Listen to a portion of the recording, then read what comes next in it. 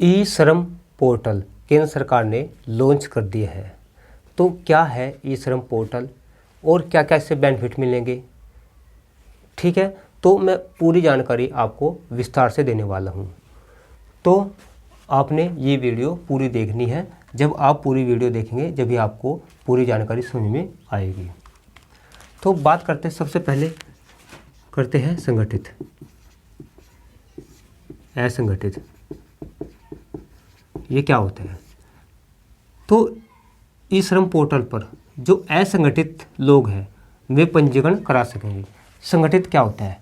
संगठित होता है जो सरकार की नज़र में जिसका पंजीकरण हो चुका है, ठीक है, और जो सरकार की जो योजनाओं का लाभ प्राप्त कर रहे हैं, ठीक है, यानी कि सरकार की नज़र में वे लोग मजदूर हैं, ठीक है, वे संगठित होते हैं। लेकिन ये केवल 20% लोग हैं पूरे भारत में, यानी कि टोटल मजदूरों का 20% लोग ही संगठित क्षेत्र में आते हैं जिनका पंजीकरण होता है, यानी कि जो रजिस्टर्ड होते हैं सरकार के यहाँ पर। और 80% लोग ऐसे हैं भारत के अंदर, मजदूर तो हैं 80%, यानी कि 100% मजदूरों में से 80% मजदूर ऐसे हैं जो असंगठित क्षेत्र के अंतर्गत आते हैं, यानी कि जिनका कहीं पे कोई रिकॉर्ड नहीं होता है।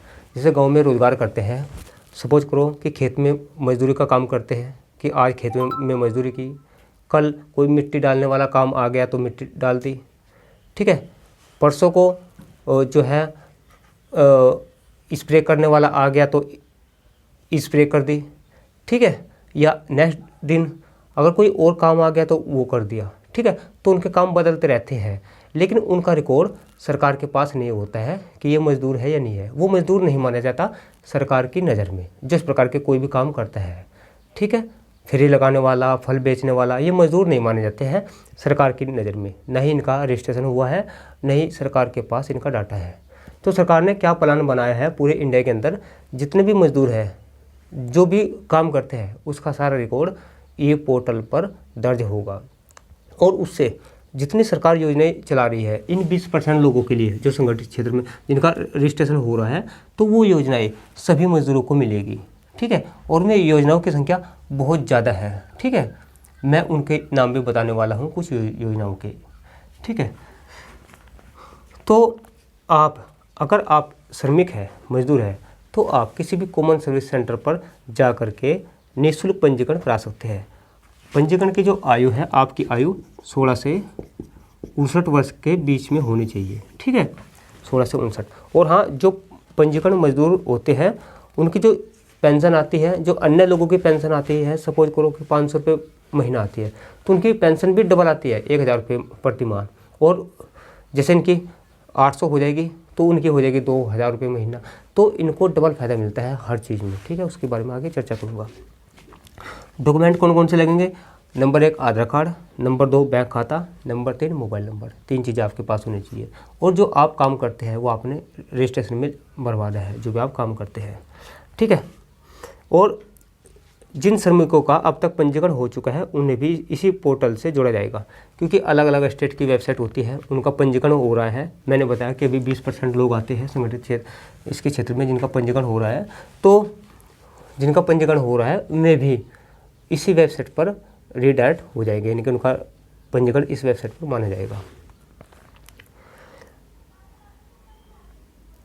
इसका जो हेल्पलाइन नंबर है, हेल्पलाइन नंबर 14434, ये हेल्पलाइन नंबर है इसका, ठीक है।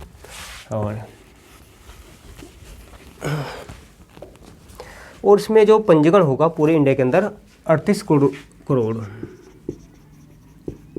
करोड़। वैसे एक बार न्यूज़पेपर में आया था 54 करोड़ हो सकते हैं। तो एक आइडिया है, अनुमान है, 38 करोड़ भी हो सकते हैं, 54 करोड़ भी हो सकते हैं मजदूर। और ये आइडिया लगाया है, फिलहाल जब डाटा आ जाएगा जब पता चलेगा।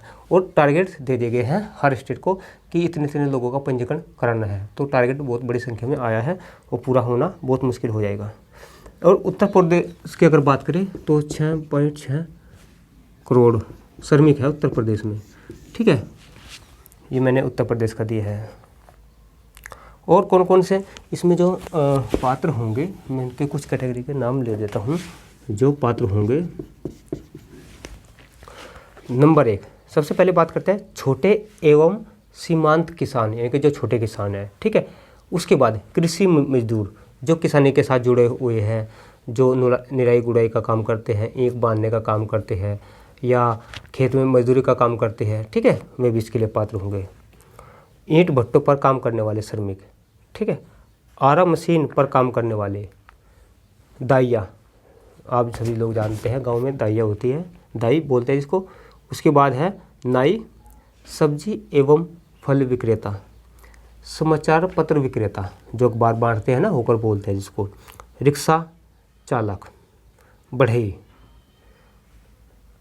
उसके बाद ऑटो चालक, टेनरी में काम करने वाले, बुनकर, मोची, भवन एवं निर्माण श्रमिक जो भवन बनाते हैं ना, निर्माण का कार्य करते हैं, पशुपालक, पशु को पालने का काम करते हैं, मछुआरे, दूध विक्रेता, दूध बेचने वाले, घरों में काम करने वाले, घर के भी जो साफ़ सफाई का काम करते हैं, कुछ घर में जो है मजदूर लगाए जाते हैं, वे भी इसके पात्र हैं, ठीक है।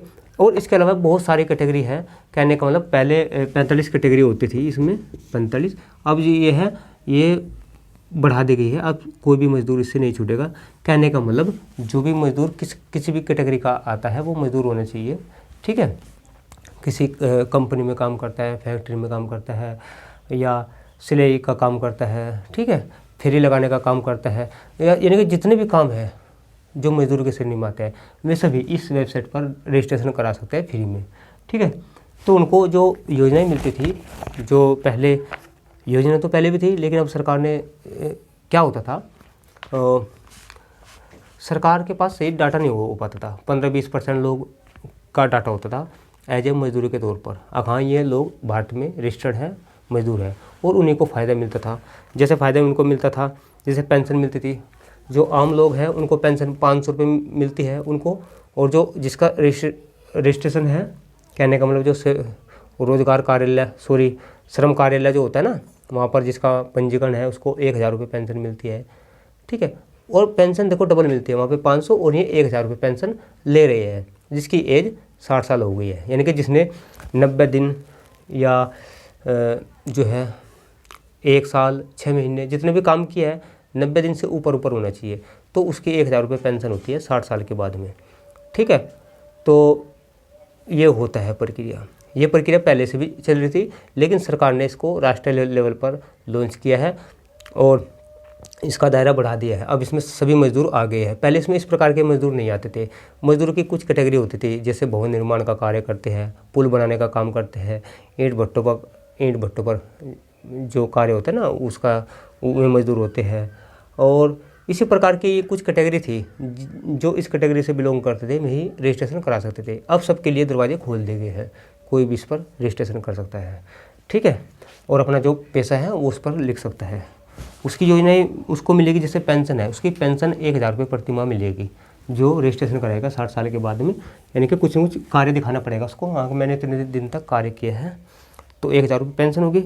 दूसरा, दुर्घटना बीमा, कोई दुर्घटना हो जाती है तो उसको 2 लाख रुपये मिल जाते हैं, या कोई एक्सीडेंट हो जाता है, हाँ मतलब दुर्घटना एक्सीडेंट एक ही होता है, जैसे टांग की समस्या है, मतलब टांग टूट गई है एक, या एक बांह में फ्रैक्चर, एक बांह टूट गई है, या एक हिस्सा कहने का मतलब प्रभावित हो गया है, तो उसको 1 लाख रुपए मिल जाएंगे।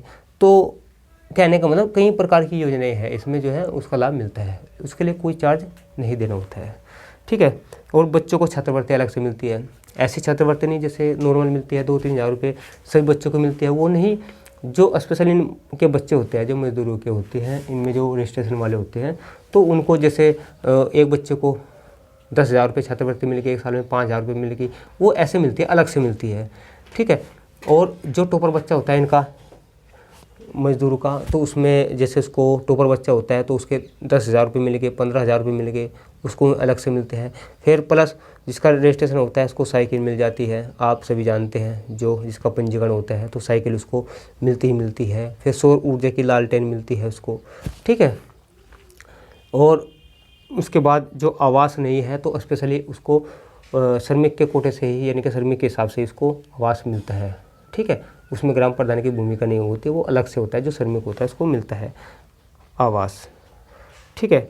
और शादी के लिए उनका सिस्टम अलग होता है। जैसे यहाँ पर 51,000 रुपये मिलते हैं, तो वहाँ पर यहाँ पर ब्लॉक में शादी होती है, वहाँ पे क्या हो सकता है कि शादी के जैसे 31,000 रुपये मिलेंगे, ठीक है, या सपोज करो 61,000 रुपये, 75,000 रुपये, कुछ इस प्रकार से मतलब अलग अलग स्कीम होती है। तो उसमें थोड़ा पैसा ज़्यादा मिलता है और केवल उन्हीं को मिलता है जिसका पंजीकरण होता है, ठीक है। अनुदान मिलता है और शौचालय भी उनको स्पेशल अलग से दिया जाता है। तो मैंने कुछ 5-7 कैटेगरी का नाम लिया है जो उनको सुविधा मिलती है।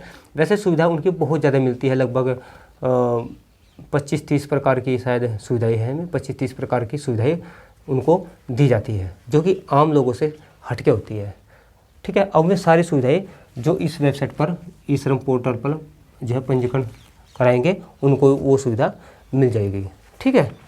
तो ये आप पंजीकरण करा सकते हैं कॉमन सर्विस सेंटर पर। अगर आप अपने से पंजीकरण करेंगे तो उसमें कहीं ना कहीं आप अटक सकते हैं, समस्या हो सकती है।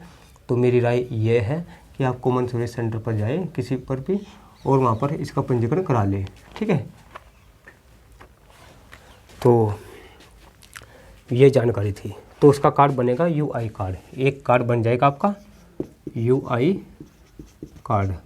ये 16 या 12 अंकों का, हाँ शायद 12 अंकों का होगा लगभग। तो एक कार्ड बन जाएगा, जैसे आपका आधार कार्ड होता है ना, तो इसी प्रकार से एक 12 अंकों का लगभग एक कार्ड बन जाएगा। उस कार्ड पे आपका एड्रेस वगैरह जो है इस प्रकार का होगा और उस कार्ड से ही आप ये सभी योजनाओं के फ़ायदे उठा सकते हैं। तो सरकार के पास एक डाटा हो जाएगा, तो सरकार इसके संदर्भ में अन्य योजना बना पाएगी। वो नहीं है कि जो पहले से चल रही है वो योजना मिलेगी। तो जब सरकार के पास डाटा पहुंच जाएगा तो सरकार इनके बारे में तरह तरह की योजनाएं बनाएगी, लेकिन उनके लिए बनेगी जिसका पंजीकरण होगा। इसमें भी बहुत सारे लोग रह जाएंगे जिनकी संख्या करोड़ों में होगी, वो छूट जाएंगे क्योंकि जानकारी का अभाव है, लोगों को जानकारी नहीं है, ठीक है। उसमें टाइम लग जाएगा। तो आपने एक काम करना है, इस वीडियो को शेयर करना है और ये जानकारी लोगों तक पहुंचानी है ताकि मैं भी इसका फ़ायदा उठा सके और अपना पंजीकरण करा सके, ठीक है। तो आपने कहाँ पंजीकरण कराना है? ई श्रम पोर्टल पर, ठीक है, जो केंद्र सरकार का पोर्टल है। तो जल्दी से इस वीडियो को शेयर कर देना, व्हाट्सएप पर लोगों के पास भेज देना। और अगर वीडियो पसंद आई है तो लाइक कर देना और इसी प्रकार चैनल से जुड़े रहने के लिए चैनल को सब्सक्राइब करके बेल आइकन ज़रूर दबा देना, जिससे आपको लेटेस्ट वीडियो की नोटिफिकेशन मिल सके।